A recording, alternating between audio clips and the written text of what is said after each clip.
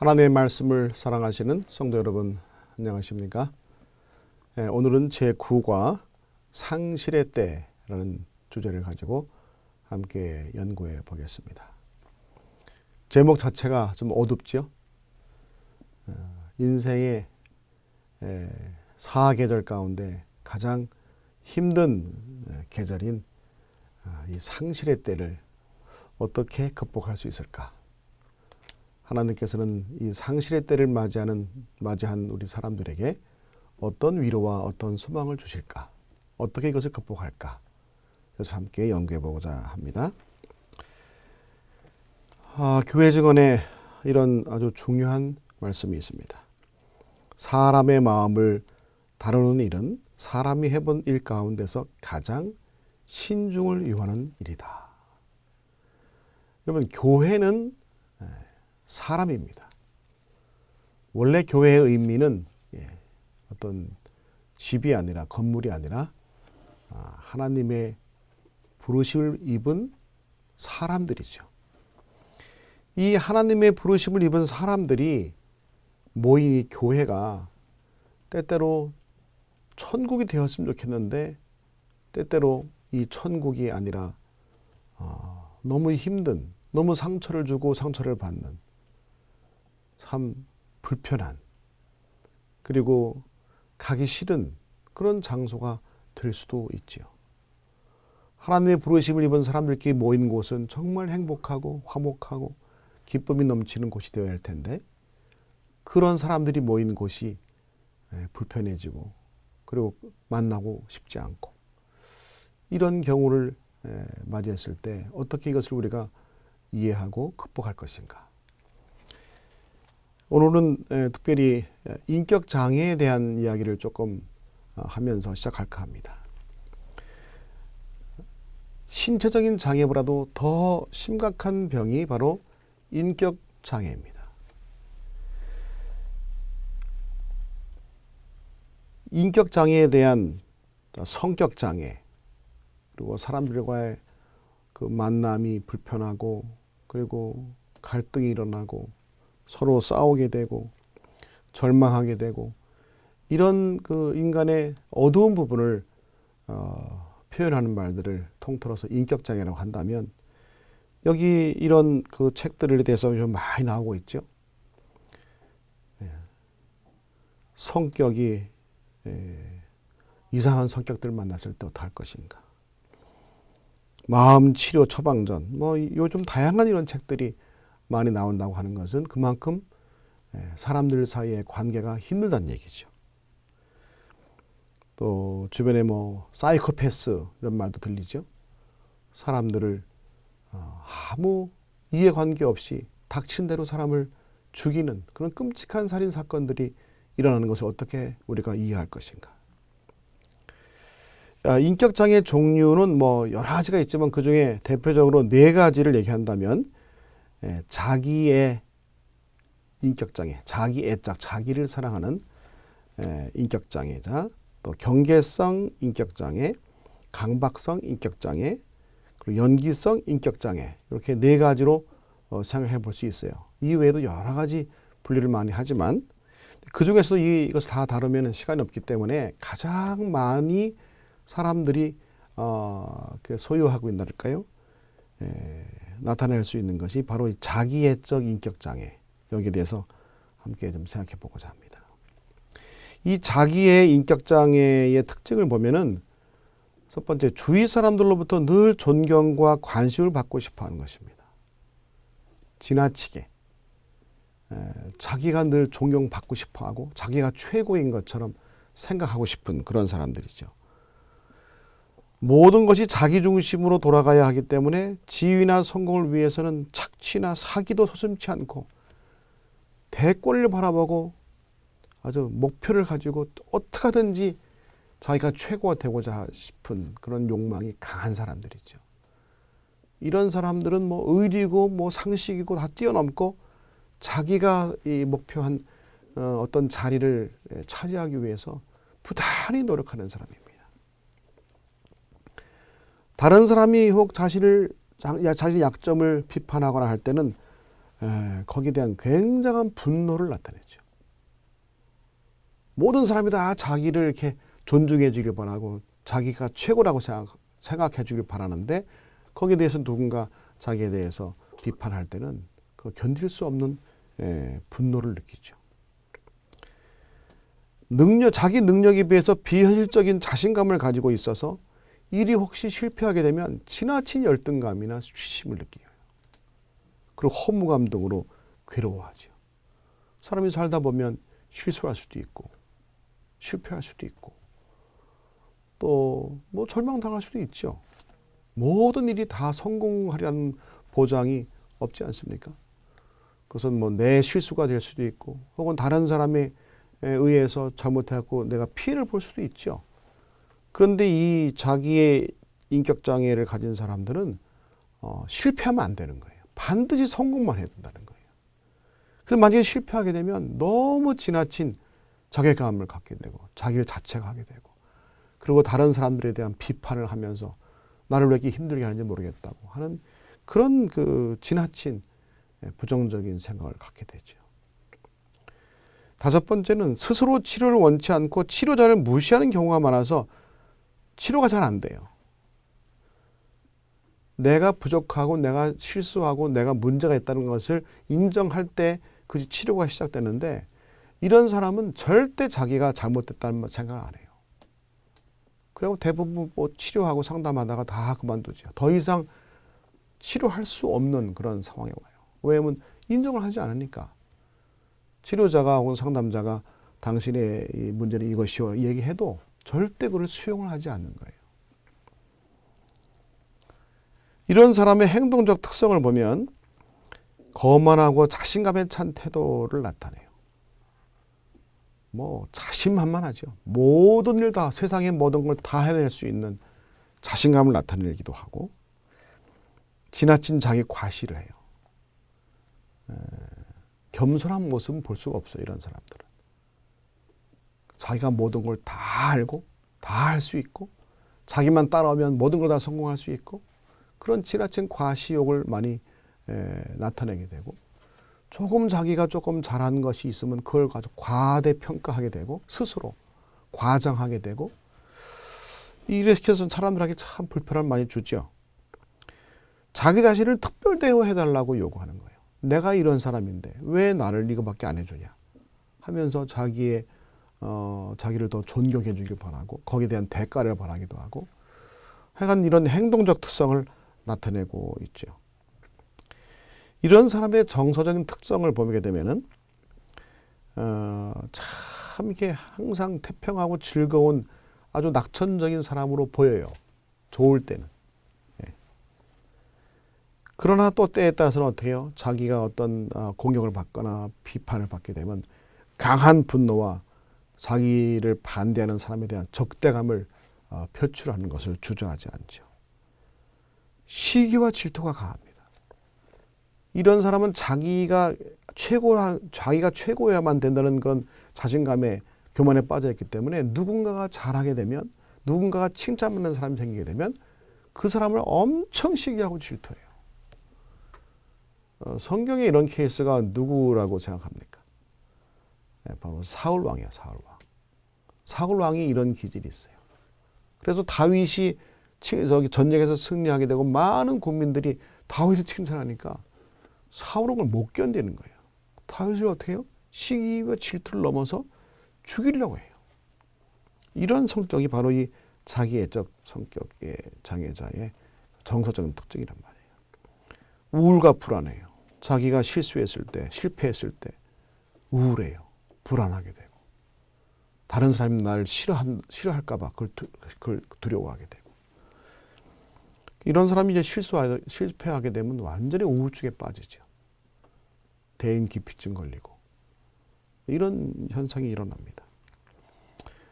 지루함과 공허함, 이게 평상적인 평범한 삶을 이 사람은 누릴 줄 몰라요. 그래서 끊임없이 새로운 이벤트를 계속 개발해요. 왜요? 다른 사람의 이목을 끌기 위해서. 내가 이런 사람이라는 것을 나타내기 위해서.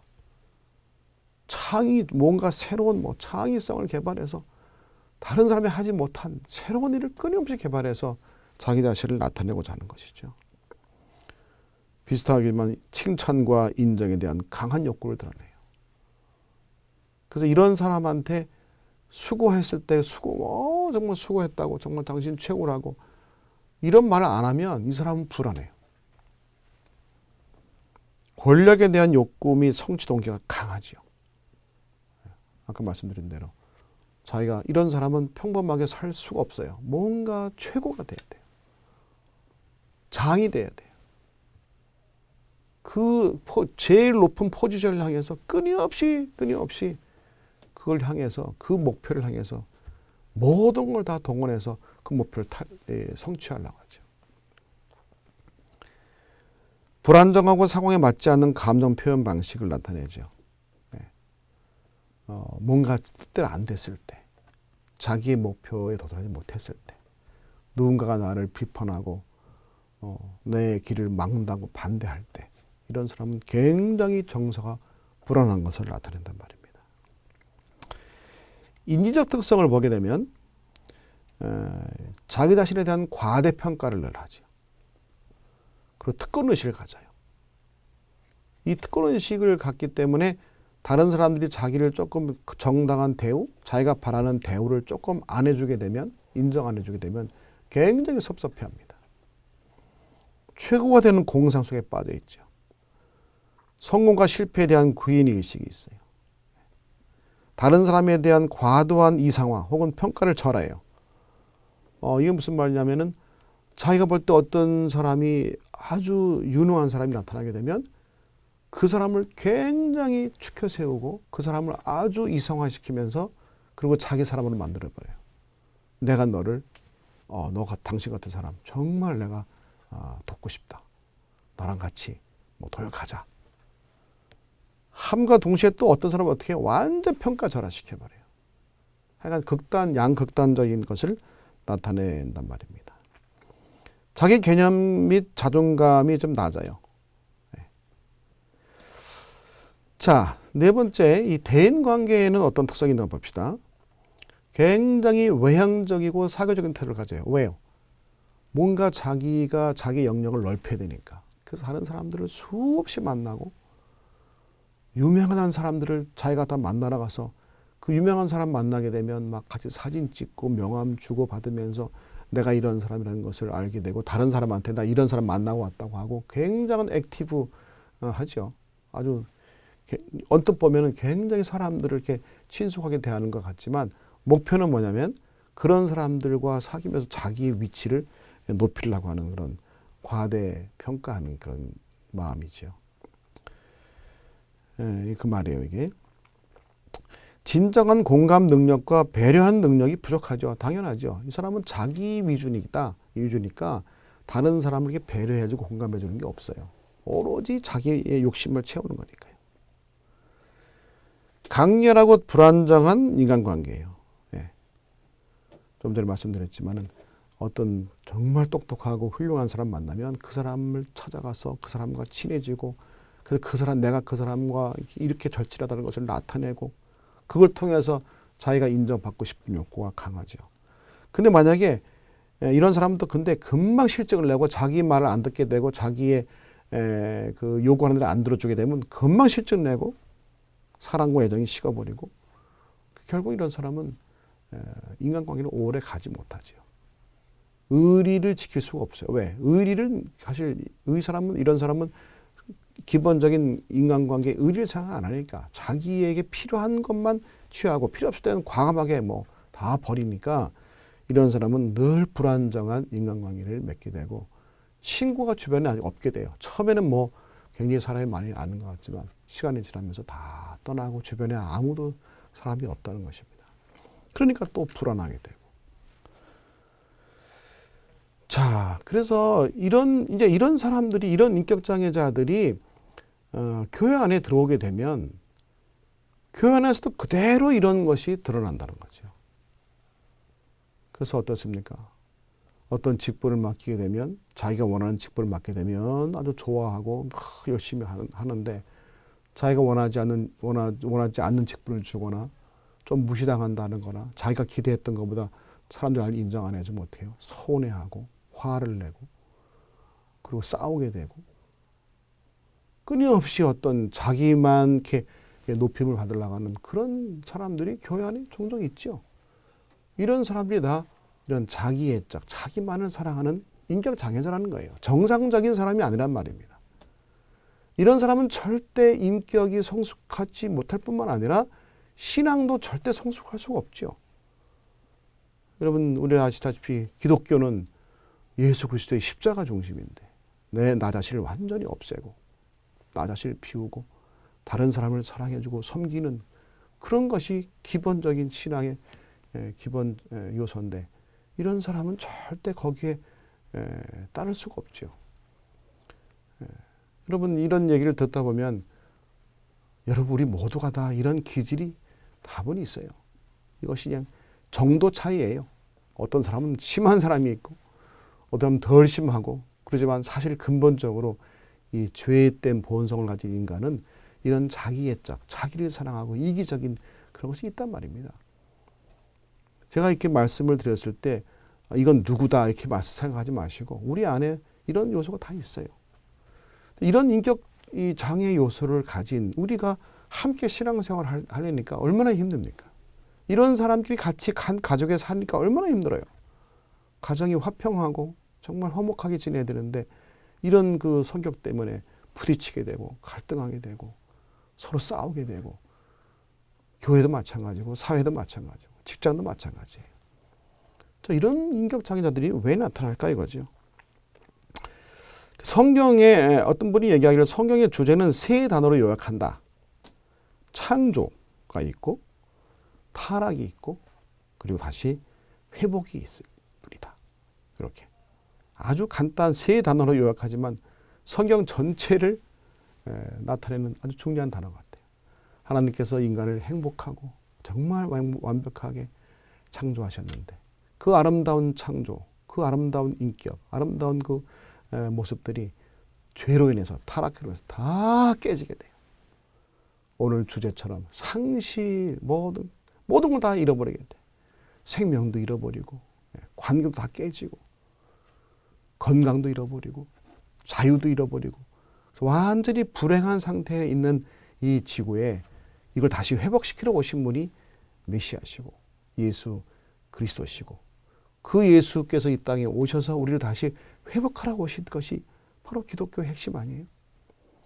그래서 오늘 이 주제를 다룸에 앞서서 간단하게 하나의 인격장애의 모습을 우리가 봤지만 모든 죄된 인간에게는 이런 속성이 다 있다는 것입니다. 그래서 이런 것을 우리가 이해하지 못하고 처음에 사람의 마음을 이해하지 못하고 어떤 나타난 결과와 행동과 그런 것들을 보고 실망하고 좌절하고 싸우고 뭐 떠나고 이런 것이 아주 많이 교회 내에서도 많은데 이것을 우리가 어떻게 이해하고 극복할 것인가가 오늘 주제의 핵심인 것입니다. 우리 매일마다 우리 공부를 해보십시다. 이 죄의 결과로서 가장 중요한 것이 결국은 생명의 상실이죠. 짐승이 죽게 되고 그리고 가장 가슴 아픈 아벨이 죽게 돼요. 최초의 살인이 일어나요. 최초의 살인이 최초의 가정에서 일어나요. 양육강식의 사회가 이제 이 세상을 지배하게 돼요. 그래서 정말 이 생명이 상실됨과 동시에 이 지구는 완전히 정말 지옥과 같은 세상으로 되고 말죠. 이 아벨의 죽음에 대해서 생각을 좀 해보셨습니까? 가인이 왜 아벨을 죽였을까? 첫 번째 아들인데 한참 몇 수십 년이 지난 다음에 사람들이 많아져 갖고 거기서 서로가 인간관계가 갈등이 있고 그러다가 살인 사건이 날 수도 그건 이해가 혹시 갈 만한데 아니 어떻게 최초의 가정 아담과 하와의 가정에서 최초의 아들이 동생을 죽인다?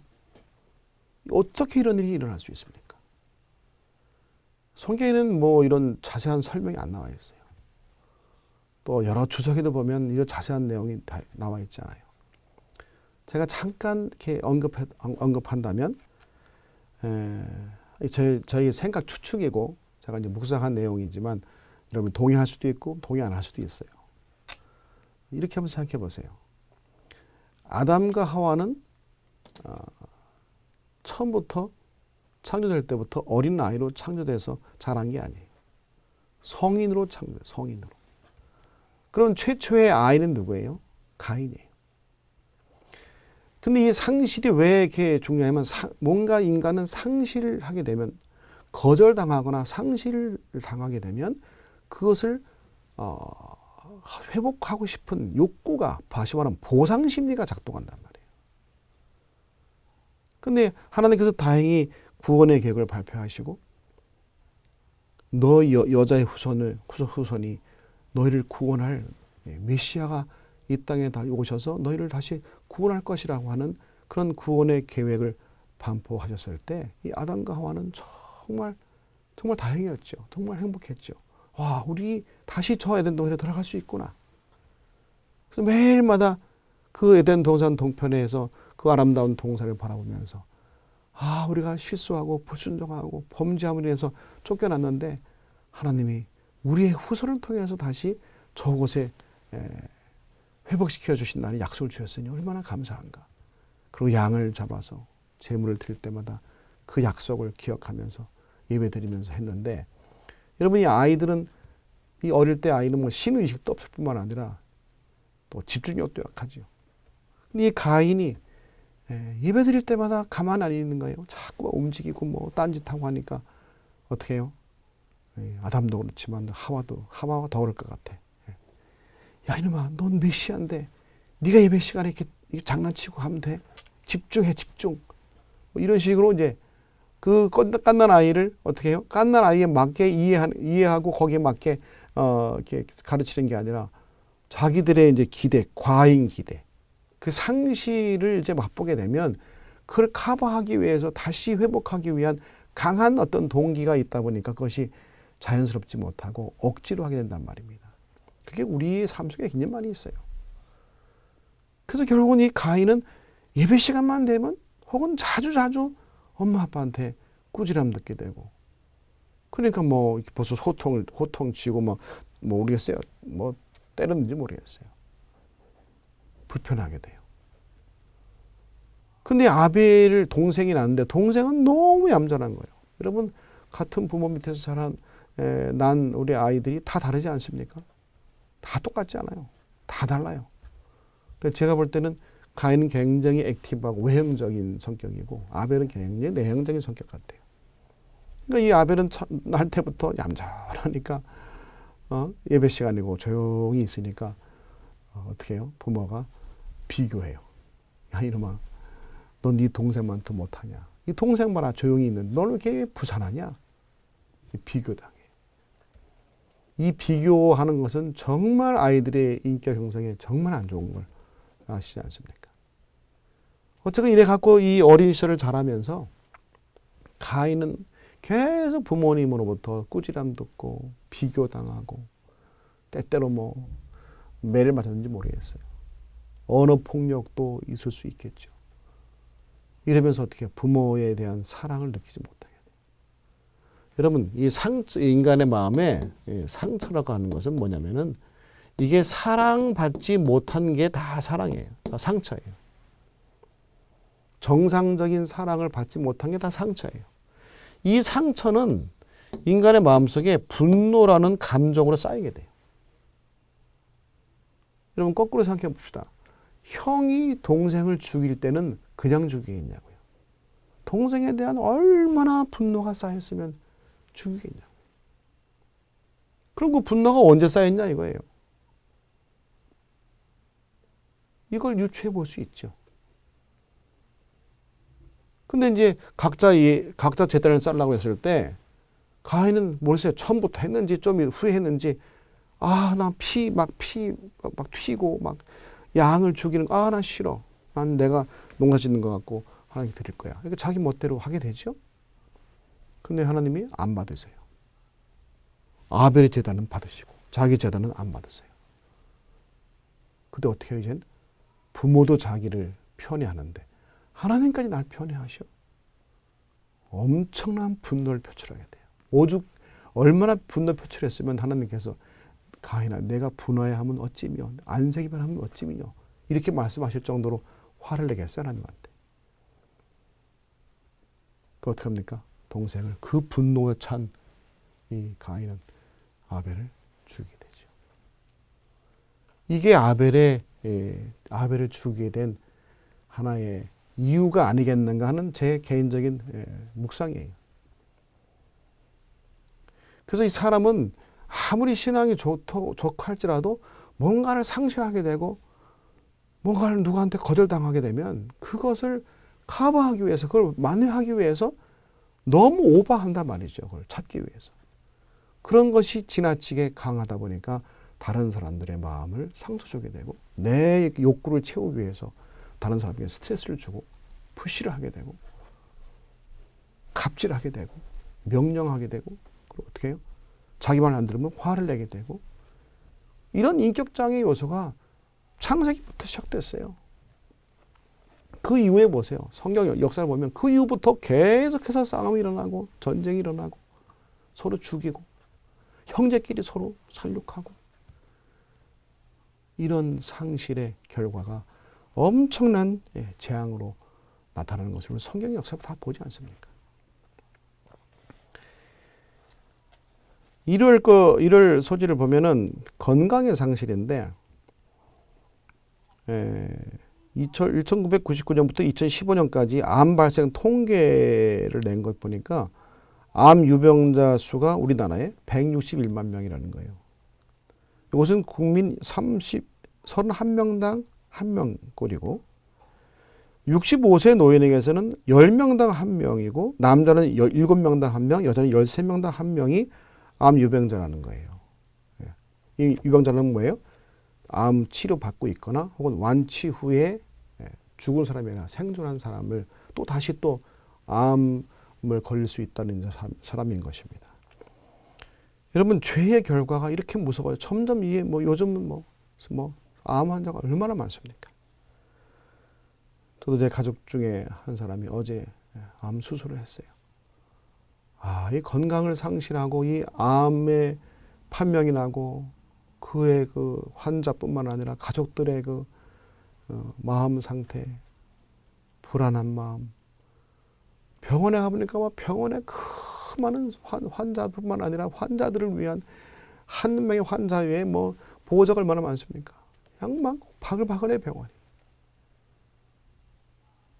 건강의 상실입니다. 죄의 결과인 것입니다. 근데 건강을 상실했을 때 사람의 마음이 완전히 무겁지요. 암 종류의 순위 보면 갑상선암, 위암, 대장암, 유방암, 폐암, 두립선암 이런 순으로 유병률이 나타나고 있고 더군다나 이걸 볼 때 깜짝 놀랐어요. 19세 이하 그러니까 청소년들의 우울증 환자가 최근에 40% 증가했다는 거예요. 40%. 요즘은 3명 중에 1명이 우울증 환자라고 할 만큼 그런데 10대 아이들의 우울증이 엄청 크다는 거예요. 왜요? 뻔한 거지만 학업 경쟁, 입시에 대한 스트레스 그리고 가족이나 친구와 함께 행복하고 화목하게 정말 이렇게 행복하게 살아야 되는데 우린 모든 걸 다 공부로 다 그냥 집중시키니까 또 더군다나 가족 해체 현상이 심해지고 부모와 자식 세대가 자꾸만 이렇게 갈등이 일어나게 되고 참 이 건강 문제로 인해서 우리 사회뿐만 아니라 교회 안에서도 얼마나 문제가 많은지 모르죠. 건강 상실의 결과는 대부분 여러 가지 있겠지만 삶의 의욕이 저하되고 그리고 어떤 사람은 병이 들었을 때 죄책감에 또 빠질 수 있죠. 또 이 환자를 또 돌보는 가족들의 또 어려움이 있고 경제적인 어려움이 닥칠 수 있죠. 어떤 사람은 보험을 들어서 다행히 커버되는 수도 있지만 어떤 사람은 보험도 안 들게 돼서 엄청난 치료비를 부담해야 되는 그런 또 어려움도 있죠. 여러 가지 건강 상실했을 때 미치는 영향이 엄청나게 많습니다. 월요일로 넘어가면 신뢰의 상실입니다. 참 서로 믿지 못하는 거죠. 서로 불신하는 거죠. 아까 시간이 없어서 이제 이 자기애적 인격장애 하나만 얘기했는데 요때 이 경계선 성격 장애에 대해서 한 얘기를 잠깐 드리고자 합니다. 왜냐면 이 서로가 이 대인 관계에 불편한 것 중에 하나니까. 이런 사람은 대인 관계가 아주 불안정하죠. 그리고 자신이 어떤 사람인지에 대한 개념이 없으니까 정체성에 대한 혼란이 있어요. 이거 왜 그러냐면은 이런 사람들은 제일 중요한 것은 원가족에서 부모의 잘못된 양육 태도로 인해서 타인과 자신에 대한 믿음을 파괴당한 사례예요. 여러분, 아이가 태어나면서 가장 먼저 만나는 게 엄마 아빠 아닙니까?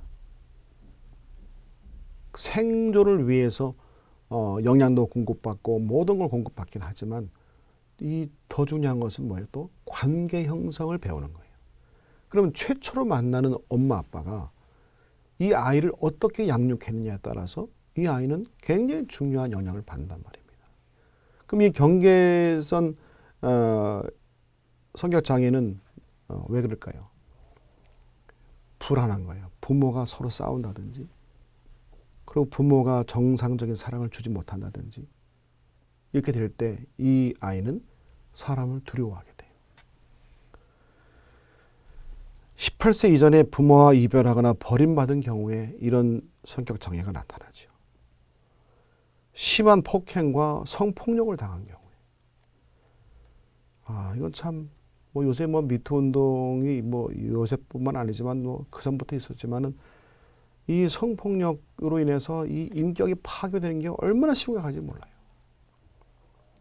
아직까지 우리나라가 이게 여기에 대해서 좀 너무 이렇게 그 중요성을 그 피해라 이런 것을 덜 생각하고, 가해자는 참 좀 많이 늘어나는 것 같아요.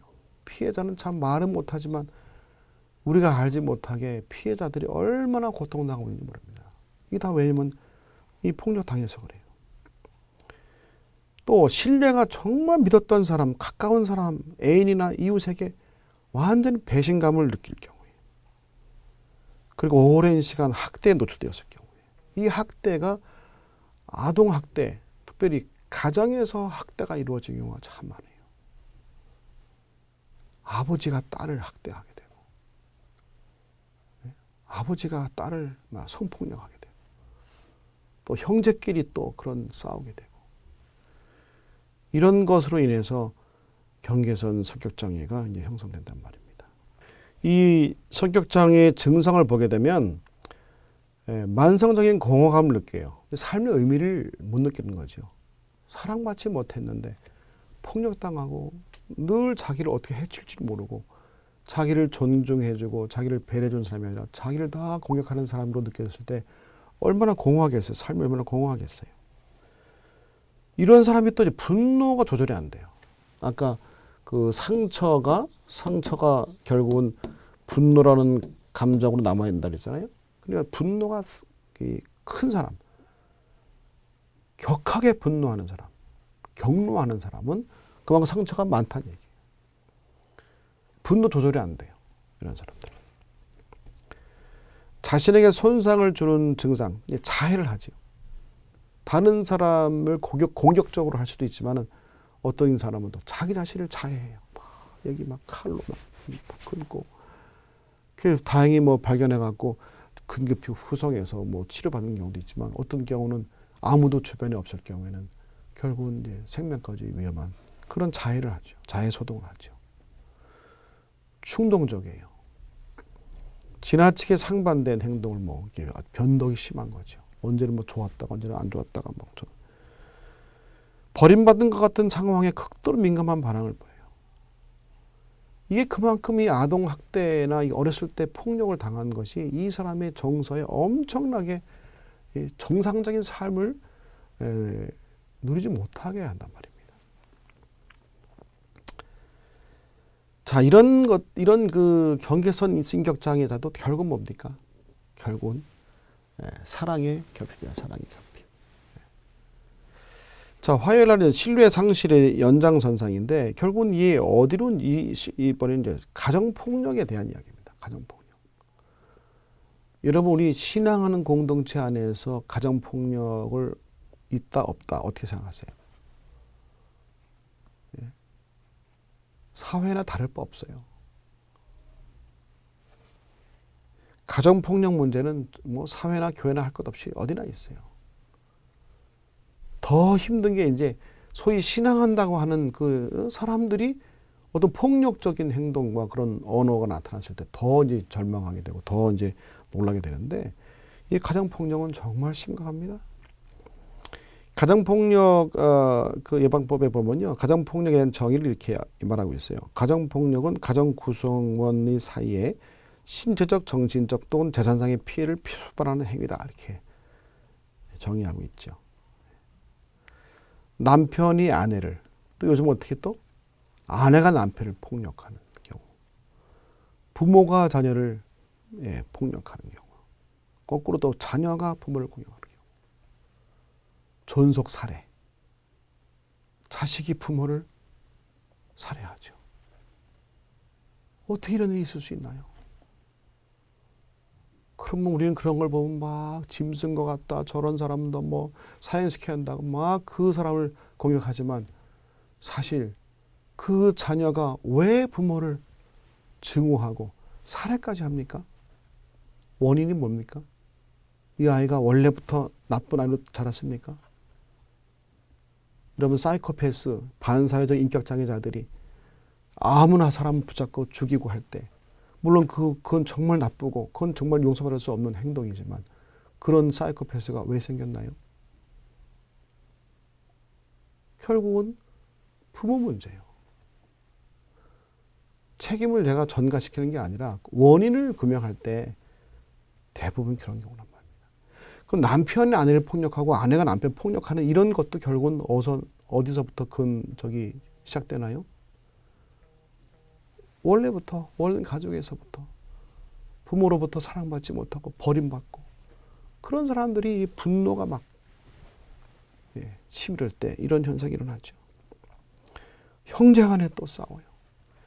자, 이런 그 폭력들이 또 이것이 가정뿐만 아닙니까? 가정에서도 어떻게 폭력이 일어나면 또 학교까지 가요. 학교 왕따 문제. 어떤 왕따 당하다 자살하지요.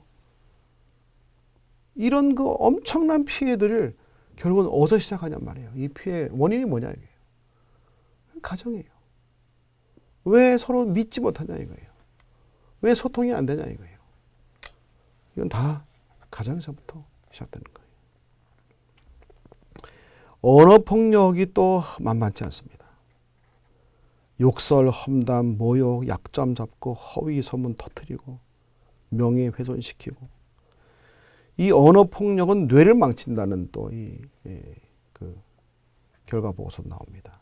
이 언어 폭력 정말 우리 사회에서도 우리 입술에서도 언어 폭력이 많이 나올 수도 있죠. 여러분 이 모국어를 순화시켜라 이런 말이 있어요. 모국어. 모국어는 뭐냐면 어렸을 때 우리가 말하거나 들은 말들이에요. 이 모국어가 폭력적이면 나중에 그 사람도 폭력적인 언어를 쓰게 되고 모국어가 아주 좋은 사랑의 위로의 축복의 말이 되면은 그 사람은 굉장히 인격적으로 안정되어 있다는 얘기입니다. 여기 보면 그래서 사랑의 말, 격려의 말, 축복의 말, 감사의 말 이런 말들로 부모님이 계속 아이들에게 서로 부부간에 마찬가지고 아이들에게도 이런 말 하게 되면 그렇죠? 이 모국어가 아주 이 사랑의 언어로 꽉 차 있으면 이런 사람들의 관계는 참 좋지요. 뭐 기대된다, 고맙다, 예쁘구나, 잘했다, 좋아한다, 사랑한다, 보고 싶다, 믿는다, 건강해라, 반갑구나. 이렇게 좀 모국어가 좀 긍정적이고 사랑의 참 이게 표정과 함께 이런 말들을 계속 듣게 되면 이런 말을 들은 모국어가 좋은 사람들은 절대 폭력적이지 않죠. 수요일 날 보면 자유의 상실, 이건 결국은 중독에 대한 얘기인데 중독에 대한 정의를 보면은 심리적, 신체적으로 습관을 형성시키는 무엇인가에 비정상적으로 내성이 생기고 의존하게 되는 상태. 알코올 중독, 니코틴 중독. 그래서 이 두 가지로 나타내요. 물질 중독과 행위 중독. 물질 중독에는 이제 알코올, 마약, 니코틴 이게 물질 중독이고, 행위 중독은 뭐 도박, 인터넷 게임, 게임 중독, 요즘은 스마트폰, 운동 중독, 쇼핑 중독 이런 것은 행위 중독에 속해요. 이 조현섭 씨가 쓴 2015년 논문을 보면은 2015년 그때 우리나라의 이 중독자 수가 800만 명. 다 포함해서. 니코틴 중독, 알코올 중독, 뭐 게임 중독, 뭐 도박, 뭐 다 해갖고.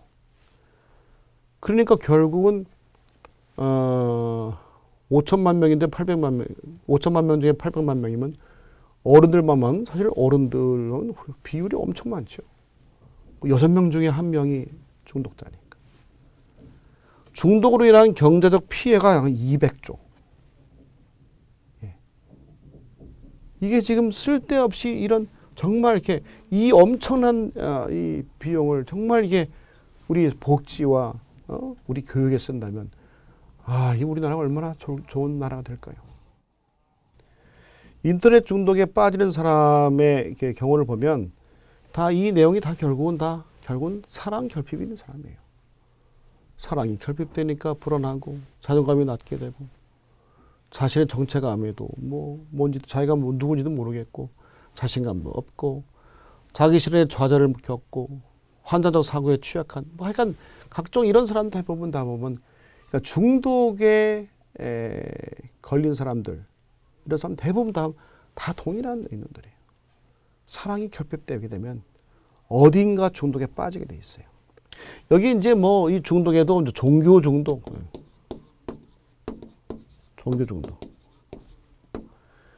참 무서운 거예요. 교회 안에서도 신앙생활을 하는데 종교 중독 걸린 사람이 있어요. 정말 열심히 일하고 정말 열심히 전도하고 하는데 기쁨과 행복감이 별로 없어요. 왜요? 중독이니까. 남에게 사랑을 받고 싶은 그 사랑 결핍을 채우고 싶어서 사람에게 막 집착하는 거란 말이에요. 그런 걸 이제 코디펜던시라 해요. 그 의존성 장애라는 게 있어요. 그런 사람은 사람에게 사람에게. 그러니까 자기의 성격, 인격 장애랑 비슷한 게 있어요. 그 사람들을 막 만나고 막 하는데 화평이 없고 안정이 없고 다 중독에 빠진 사람 특징이에요. 이 중독 빠진 사람의 해결책은 정말 이 죄의 이 아주 극치가 이 중독이라고 한다면 이 해결책은 다른 거 없어요. 강력한 하나님의 사랑과 은혜의 힘이 이 중독에서부터 이 사단의 노예로부터 해방시킬 수 있단 말입니다. 로마서 13장 14절 오직 예수 그리스도를 옷 입고 정욕을 위하여 육신의 일을 도모하지 말라. 오직 예수 그리스도의 그 사랑, 그 십자가의 사랑, 성령님의 강력한 그 역사하시는 힘, 그리고 그것을 힘입어 우리가 그런 사람들을 정말 사랑으로 돌볼 때 해방될 수 있단 말입니다. 목요일은 생명의 상실인데 가장 큰 상실감이 결국은 죽음이죠. 인간이 누군가 죽게 되면 그 애도 작업도 필요해요. 이 충격과 부정과 그다음에 수용하기도 나중에 이제 또 이 부활의 소망으로 이제 소망을 갖게 되는 이 애도 작업도 충분히 해야 되는 것입니다. 이것이 어떤 사람에게는 6개월부터 1년씩 더 오래 걸릴 수도 있고 이것 때문에 이걸 헤어나지 못하고 우울증 걸린 사람도 있죠. 그러니 이 생명의 상실에서도 이걸 쉽게 극복하고 부활의 소망과 생명의 말씀으로 이렇게 위로받고 용기 얻는 이런 사람은 그만큼 정서가 안정된 사람이고 이것을 너무 오랫동안 이 가족의 어떤 배우자나 어떤 가족의 또 친구의 죽음을 맞이했을 때 충격받은 사람들은 그 중에서 너무 힘들게 못 견디는 사람은 그만큼 사랑과 애정이 결핍됐다는 얘기입니다. 참 이 죽음에 대한 이 말씀은 정말 아주 소중한 말씀 같아요. 믿는 자들에게는 죽음이 사소한 문제에 불과하다. 왜요? 예수께서 이 땅에 오실 때 예수 안에 있는 영원한 생명을 가진 자들을 부활시키셔서 영원한 천국으로 우리 데려가신다는 이 신앙을, 이 부활의 신앙을 가진 우리로서는 죽음조차도 아무런 문제가 안 된다 이겁니다. 그래서 성경에 있는 여러 가지 경우에 상실된 자들, 뭐 병들거나 사별한 자나 질병과 고통에 있는 사람들한테 정말 적절한 위로와 또 격려의 말씀, 하나님의 말씀이 우리에게 있다는 것을 얼마나 감사한지 모르겠습니다. 결론입니다. 죄는 많은 상실을 가져왔습니다. 우리의 건강을 잃어버리고 우리의 관계성, 사랑을 다 잃게 하고 자유를 다 잃어버리게 하고 생명을 잃어버리게 하고 하나님 우리를 행복에 창조한 이 행복을 다 잃어버린 상실을 가져왔어요. 그러나 하나님께서는 이 상실된 채로 우리를 두지 않으시고 다시 우리 모든 상실에서 우리를 회복시키기 위하여 이 땅에 예수님을 보내셨고 우리 주님께서 우리를 위해서 모든 걸 다 희생하면서까지 우리를 다시 회복시키러 오신 것이 구원의 계획 아닙니까? 그래서 창조에서 타락했지만 다시 그걸 회복시키시는 그 영원한 천국을 우리를 위해서 준비하시고 지금도 우리를 기다리시는 하나님의 사랑을 생각하시면서 혹시 우리가 살면서 우리 주변에 또 이런 그 상실을 맛본 사람들에게 사랑과 용기를 주면서 저 천국을 향해서 이 힘든 세상을 서로 격려하고 이해하고 사랑하고 또 용기를 주면서 승리하시기를 간절히 바라겠습니다.